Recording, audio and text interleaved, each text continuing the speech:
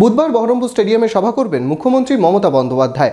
তার আগে রাজনৈতিক নেতাকর্মীদের মধ্যে তৎপরতা তুঙ্গে, পাশাপাশি প্রশাসনের দিক থেকেও নজরদারি চালানো হচ্ছে কড়াভাবে।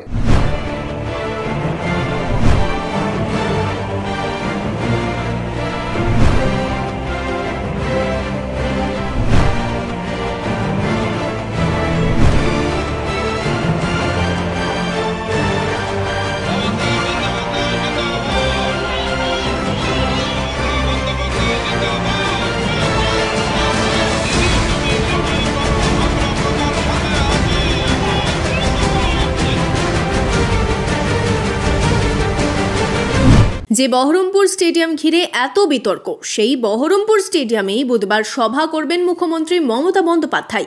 রাত পোহালেই প্রশাসনিক বৈঠকে যোগ দিতে মুর্শিদাবাদে আসছেন মুখ্যমন্ত্রী। বুধবার বহরমপুর স্টেডিয়াম ময়দানে সভা করবেন মুখ্যমন্ত্রী। বৃহস্পতিবার বহরমপুরে আসবে রাহুল গান্ধীর ন্যায়যাত্রা। এই স্টেডিয়ামে সভা করতে চেয়েছিল কংগ্রেসও, কিন্তু মেলেনি অনুমতি। বুধবার স্টেডিয়ামে হবে মুখ্যমন্ত্রীর বৈঠক। মুখ্যমন্ত্রীর সফর ঘিরে চরম ব্যস্ততা প্রশাসনিক মহলে। সভায় ভিড় বাড়াতে ময়দানে তৃণমূল নেতারাও। উন্নয়নের ডালি নিয়ে, পরিষেবার ডালি নিয়ে মুখ্যমন্ত্রী মমতা বন্দ্যোপাধ্যায় মুর্শিদাবাদের মানুষের পাশে দাঁড়াচ্ছে।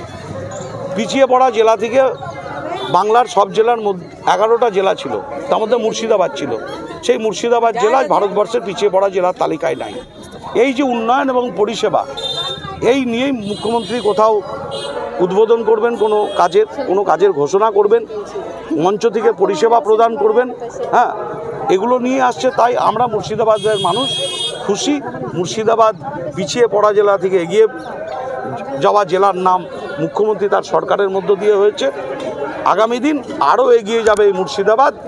নিশ্চিতভাবে আমরা সবাই সেখানে হাজির হব। প্রায় 2 বছর পর বহরমপুর স্টেডিয়াম ময়দানে সভা করবেন মুখ্যমন্ত্রীর। সভার পরের দিন থেকেই শুরু হচ্ছে মাদ্রাসা বোর্ডের পরীক্ষা।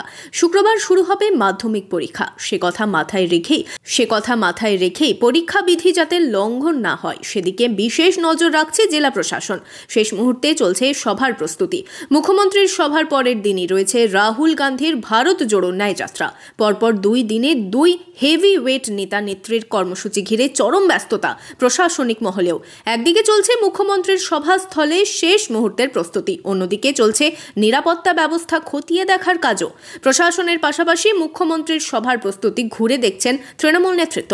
আমরা যা বিগত দিনে 2011 সাল থেকে আমাদের উন্নয়নের কাণ্ডারি আমাদের মাননীয় মুখ্যমন্ত্রী যেভাবে প্রতিটি বাড়িতে উন্নয়ন দিয়েছেন, আগামীকালকেও সেই রকমই সে উন্নয়নকে আরও এগিয়ে নিয়ে যাওয়ার তিনি আমাদের সে